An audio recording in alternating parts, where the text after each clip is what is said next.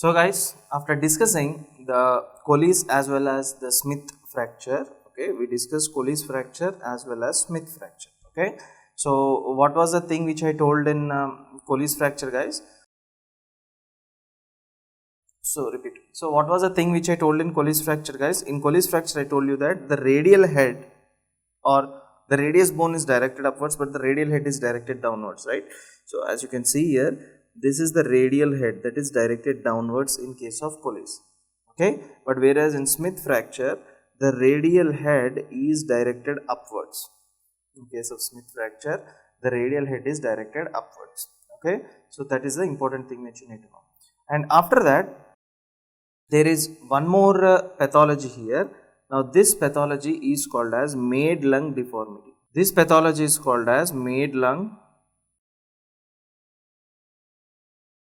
deformity. Okay, what is this pathology called? This pathology is called as Maid-Lung deformity. So in this Maid-Lung deformity, you can see that there is anterior bowing of your radius bone. Okay, so this is your ulna bone and this is your radius bone. So there is bowing or there is bending of your radius bone. So what is happening? There is anterior bowing of radius bone. Okay, anterior bowing of your radius bone. So if you look at the important thing what is happening here, why there is anterior bowing of the radius bone is that if you see, let us say this is the radius bone, this is the ulna bone, okay. This is the radius, this is the ulna, for example. Now here you have got the carpal bones. I'll tell you about the carpal bones later on, but for now. So what are these carpal bones, guys? One is scaphoid, okay, and after that we have got lunate, then we have got triquetrum, and after that we have got pisiform bone, okay. And the lower row, okay, in the lower row if you see, trapezium, triquetrum, capitate as well as hamate, okay, trapezium, triquetrum, capitate as well as hamate. So these are the carpal bones, right? Now there is a ligament, guys, okay, there is a ligament that is connecting all the way from the radius bone to the lunate bone, okay. There is a ligament that is connecting all the way from the radius bone to the lunate bone, okay. Now what is this ligament called? This ligament is called as 𝐒𝐻𝐫𝐞 ligament. This ligament is called as 𝐒𝐻𝐫𝐞 ligament, or you can also call it as radiolunate ligament. It is also called as radiolunate ligament, okay. So there are two names that are given. One, it is attached to radius to the lunate, so you have call it as radiolunate ligament, or you can also call it as 𝐒𝐻𝐫𝐞 ligament, okay. Now what is the importance of this ligament is that what will happen is that, see, for example, I am tying with a rope, okay, I am tying a buffalo with a rope, for example. Now I am catching hold of the rope here. Now if I am not moving, and if the buffalo is trying to move, buffalo can either come to me or it can make a circle, but it cannot go out of that length of the rope, isn't it? It cannot cross the radius of the length of the rope, isn't it? So I'm catching hold of the rope here. So when I'm catching hold of the rope, the buffalo can turn all the way here, right? It can turn all the way here, or it can come to me, but it cannot cross the line, or it cannot cross the length of the rope, isn't it? The same thing is happening here.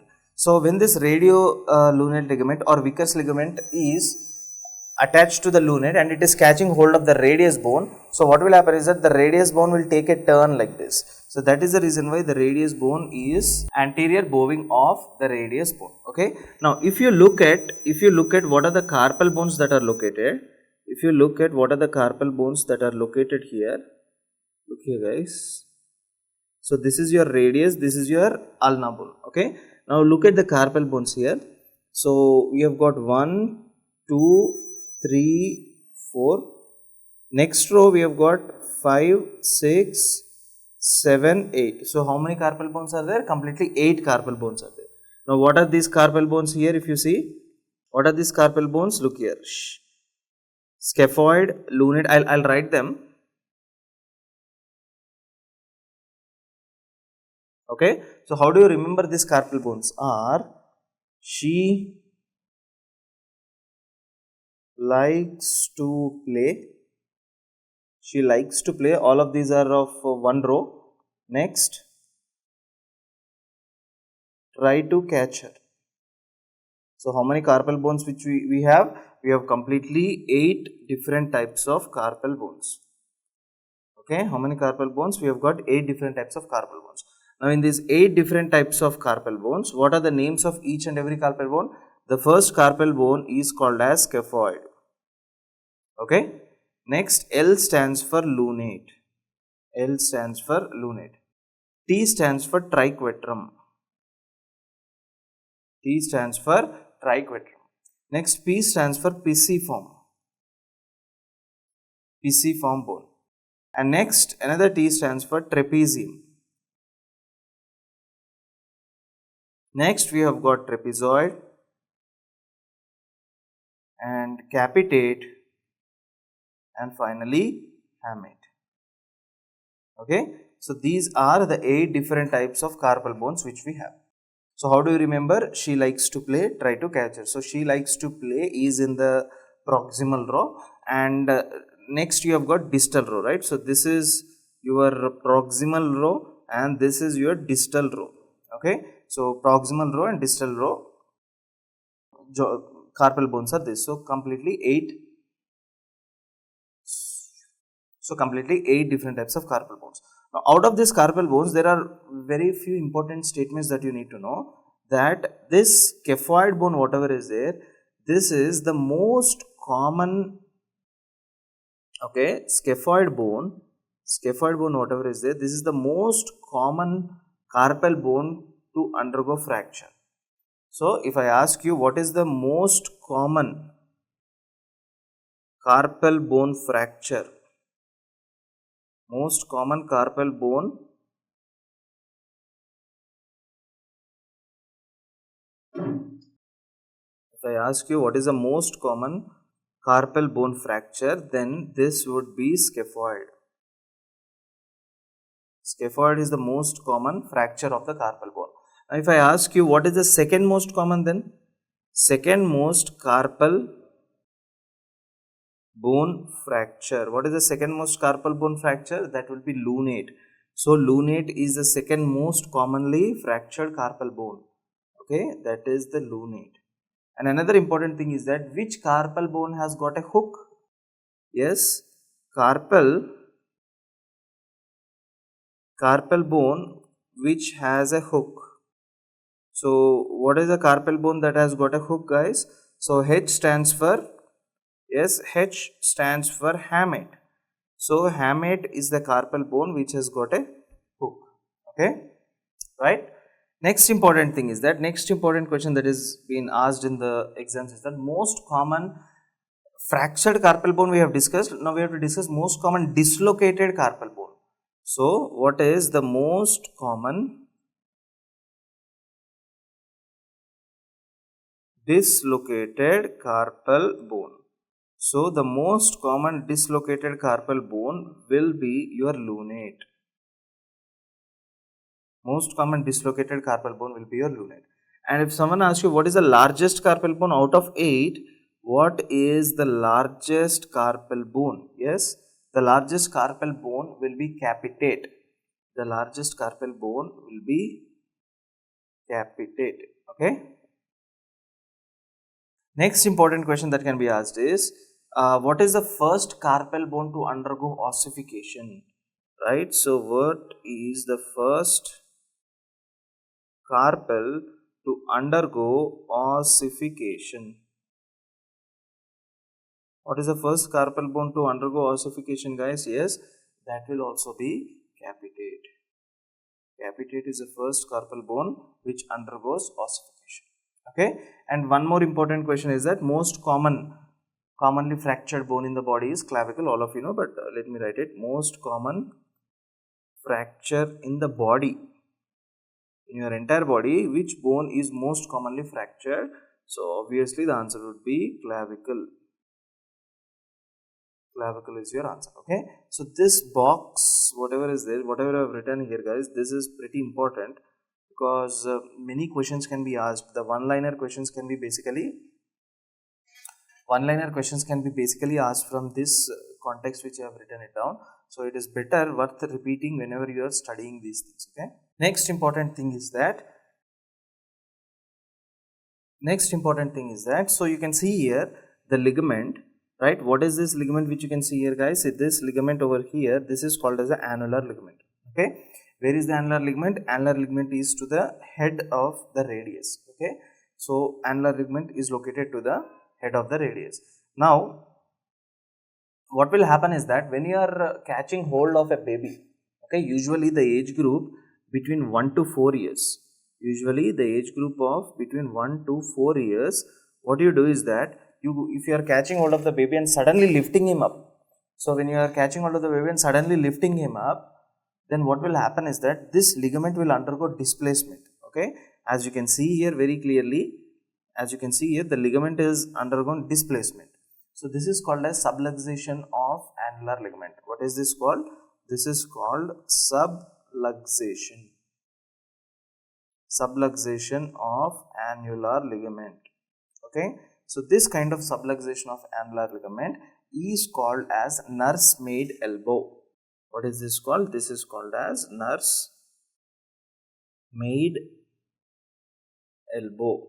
So what do you do for this nursemaid elbow? Usually there will be you should reduce the elbow. Okay, reduction of the elbow. Reduction means you have to put the ligament back to the same position. Okay, so how do you reduce the elbow? This is called as closed reduction. So what you do is that you either do supination or hyperpronation. So this is pronation, this is supination. Okay, again this is pronation, this is supination. So what you do is that you supinate the arm like this. When you supinate the arm, automatically the ligament which has been subluxated, which has been dislocated, subluxation means dislocation, which has been dislocated will come to its normal position. Or hyperpronation means you have to turn the arm like this. You have to completely turn the arm like this. Okay, so when you turn the arm like this, catching hold of the baby's elbow. Okay, when you have to catch hold of the baby's elbow, and this will be the hand, you have to hyperpronate the arm, or you have to do supination of the arm. So in these two cases, what will happen is that you will feel a click sound that would be heard in the arm. Okay, you can feel that clicking sound, which means the ligament which has been subluxated has been fixed. Okay, so this method is called as closed reduction. So what do you do in case of closed reduction? Either you do supination. Okay, either you do supination or you do hyperpronation.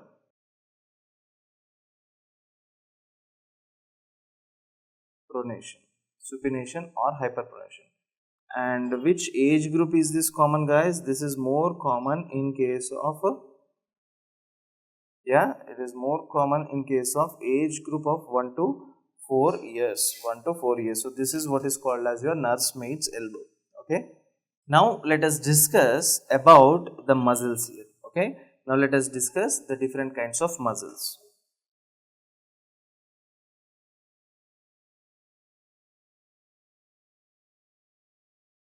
Okay, now in the different kinds of muscles, whatever you see here, let me write it down. There are 6 groups of muscles. Okay, so what are these 6 groups of muscles, guys? The first thing is the muscles of your pectoral region. We are discussing the muscles of your pectoral region, right? So this is the pectoral region, and next we shall discuss the muscles of the back. Discuss the muscles of the back.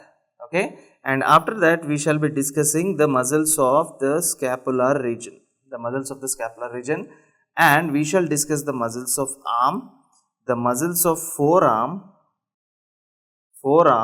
as well as the muscles of hand. Okay, so we shall have the discussion of the muscles of pectoral region, back, scapular region, arm, forearm, as well as hand. Okay, so first of all, let us start discussing the muscles of pectoral region. let us start discussing the muscles of the pectoral region. Now, whenever we are discussing the muscles of the pectoral region, okay, how do you remember these muscles are? Remember it as 2P and 2S. Remember it as 2P as well as 2S.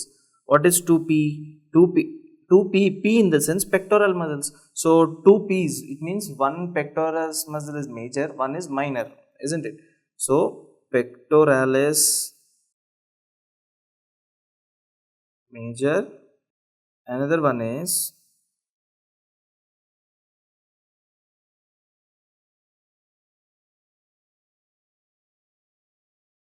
pectoralis minor. So, one is pectoralis major, another one is pectoralis minor. Next 2S, 2S in the sense subclavius, 2S in the sense one is subclavius, another muscle is serratus anterior. Another muscle is serratus anterior. Okay, and remember one thing, that serratus anterior is also called as boxer muscle. Also called as boxer's muscle. Keep this thing in mind because this is very important and repeatedly asked for your exams. Okay, so serratus anterior is also called as boxer's muscle. Okay, now what are the muscles we have got in the pectoral region? We have got pectoralis major minor, one is subclavius, another one is your serratus anterior. So we have got pectoralis major, we have got pectoralis minor, subclavius as well as serratus anterior. Okay, now let us discuss about one muscle, that is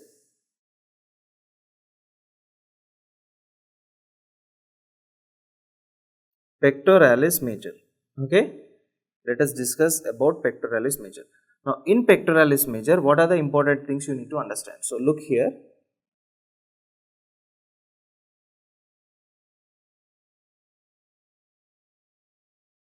This is your humerus bone.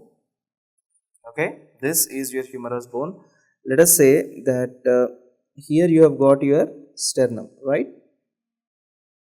This is your sternum, and here you have got your clavicle all the way. Now, from where does pectoralis major originate? And again I am telling you, if you are an MBBS first second year students, you definitely have to know the origins and insertions, but for next exam and all, it is not important. Okay, right. So from where the pectoralis major starts, basically it starts from the anterior side of the clavicle. So from the anterior portion of the clavicle it is starting. Not only that, pectoralis major also starts from the anterior side of the sternum, anterior side of the sternum, anterior side of the clavicle, and not only that, so here this is the clavicle, this is the humerus, this is the sternum. It means here what do I have? Here I have got ribs. Okay, here I have got ribs. It even starts from the anterior ribs. Okay, so anterior clavicle, anterior sternum, anterior ribs. And where is this pectoralis major attaching? In the starting I told you that in the humerus bone we have got two lines like this. What are these two lines? One is called as a medial lip, another one is called as a lateral lip, right? So this pectoralis major all the way goes and attaches to a lateral lip. Okay, so this is your pectoralis major muscle.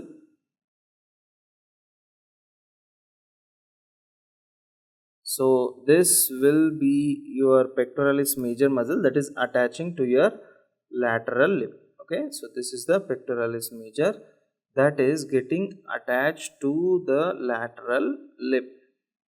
Okay, pectoralis major is getting attached to the lateral lip. So that is the reason why the major chest muscle here it will be pectoralis major. Okay, so let us write down the origins and insertions now. Right, if you look at the origin would be from anterior clavicle. Not only anterior clavicle, it also will be from anterior sternum, anterior clavicle as well as anterior ribs. Okay, anterior clavicle, anterior sternum as well as anterior ribs. And finally where it is getting attached, where it is getting inserted, guys, it is getting inserted to lateral lip of bicipital groove. Bicipital groove. Okay, now one very important thing you need to know is that what is the action of this muscle. So how do you remember the action of this muscle is that, remember that pectoralis major is the main muscle of your chest, right? So which makes you famous, isn't it? So this is a famous muscle. This is a famous muscle. And what does this F here stands for? F stands for flexion. Pectoralis major is responsible for the flexion. Not only that, A here stands for adduction. A here stands for adduction. Okay, flexion, adduction, and M here stands for medial rotation. So flexion, adduction as well as the medial rotation are the functions of this pectoralis major. And one more important thing is that pectoralis major is also responsible for protraction of scapula. This is a very important function. Pectoralis major is responsible for protraction of scapula. Protraction of scapula. Okay, right. Next important thing is about the subclavius muscle. As you can see here, this is your clavicle like this, right? So let us say this is your clavicle. Okay, and it is attached to the sternum, for example. Okay, and all of you know, in the clavicle we have got a muscle that is present beneath the clavicle. So there is a muscle that is present, not pectoralis major, this is not pectoralis major. There is a muscle that is present beneath the clavicle. Beneath means sub. Okay, so it is called subclavius or subclavicular. So this is called as subclavius muscle. So what is this muscle? This is called as subclavius muscle. Subclavius muscle. Okay, this is called subclavius muscle. Now, what is the use of subclavius muscle? Subclavius muscle is useful for the depression of scapula. For example, if subclavius muscle is contracted, it will pull the scapula, it will pull the clavicle down, right? So it will pull the clavicle down. Clavicle, one side it is attached to sternum, but on the other side, clavicle is attached to the scapula. So when clavicle is pulled down, automatically the scapula is also pulled down. It means it is responsible for the depression of the scapula. It is responsible for the depression of scapula. It is responsible for the depression of the scapula.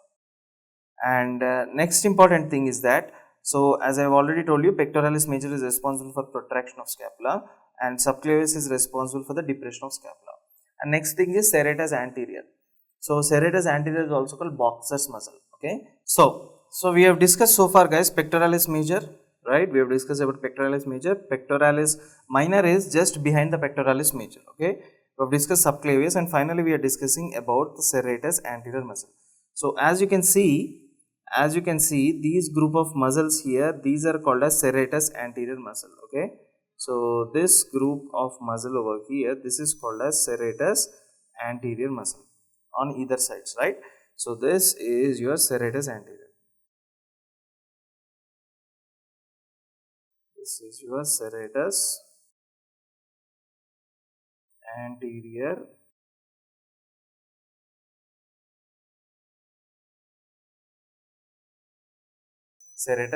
muscle. Okay, now in this serratus anterior muscle, let us discuss about the origin as well as insertion. So if you look here,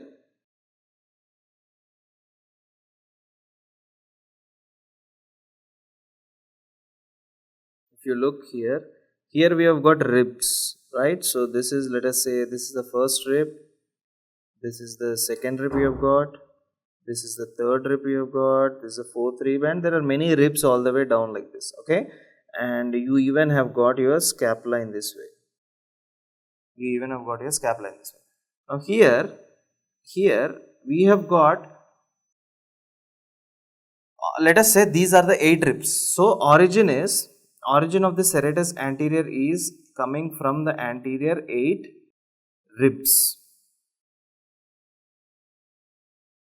It is coming from the anterior 8 ribs. And where is this getting inserted? That is very, very important.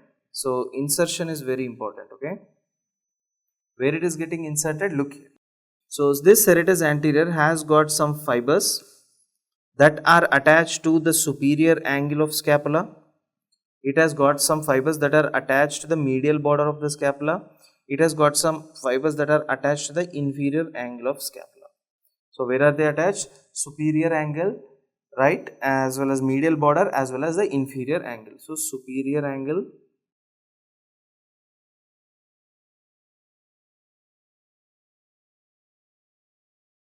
medial border and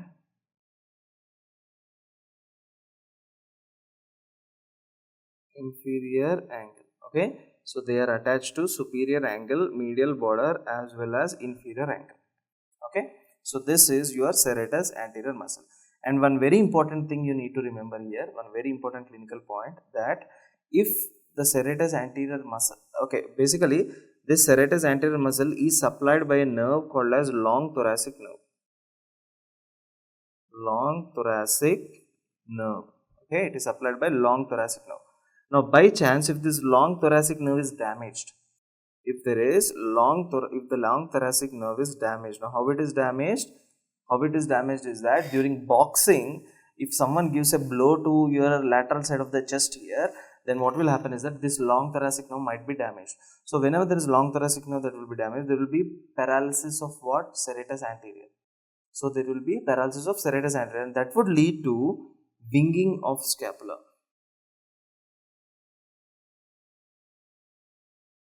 That would lead to winging of scapula. Okay, serratus anterior damage would lead to what? Winging of scapula. So as you can see in this picture, this is called as the winging of scapula. Okay, this is called winging of the scapula. So you can see a patient having scapular winging over here. Okay, so this is called as a winging of scapula. So overall, what are performing the protraction of scapula? Okay, what are performing the retraction of scapula? Okay, protraction of scapula is performed by what muscles? Retraction of scapula is performed by what muscles? Look here. Protraction of scapula is performed by two major muscles. One is called as pectoralis major as well as serratus anterior. One is pectoralis major, another one is serratus anterior. Pectoralis major as well as serratus anterior. Now when it comes to retraction of scapula is performed by rhomboid muscle and trapezius muscle. Okay, so in the rhomboid we have got rhomboid minor as well as rhomboid major, and finally we have got the trapezius muscle. Okay, now how do you remember this? Is that whenever I tell a retraction, so R here stands for rhomboid. Okay, traction TRA stands for trapezium. Okay, retraction R stands for rhomboid and TRA stands for trapezium. Protraction means, see, when I'm doing like this, my scapula is moving forward. This is called protraction. When I'm doing like this, my scapula is moving backward, right? Both the scapulas are touching each other. I mean, they don't touch each other, but they move towards each other. So this is called as retraction of scapula. So we have got protraction of scapula, we have got retraction of scapula. And depression of scapula is done by, which I already told you, that is your subclavius. Okay, so let us discuss about the nerve supply. In the nerve supply, we have got pectoralis,